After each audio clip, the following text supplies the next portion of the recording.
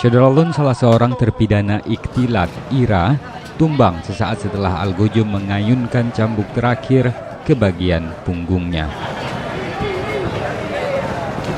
Pada cambuk kali ini, Kejaksaan Negeri Pidi juga melakukan eksekusi terhadap 4 terpidana lainnya yang juga divonis melakukan ikhtilat. Masing-masing terpidana menerima 14 kali cambukan yang ikut disaksikan jamaah salat Jumat di Masjid Agung Al-Falah Sigli. Sementara itu, Syederalun, seorang lainnya gagal dieksekusi dengan pertimbangan yang bersangkutan tengah dalam kondisi hamil.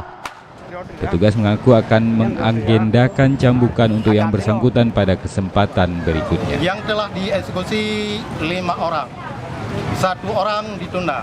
Berhubung yang 1 orang yang bernama Ayu Sri Ritika binti Ismanto adalah hamil, maka ditunda sementara sampai selesai melahirkan. Dari Sigli, Muhammad Nazar, Serambion TV.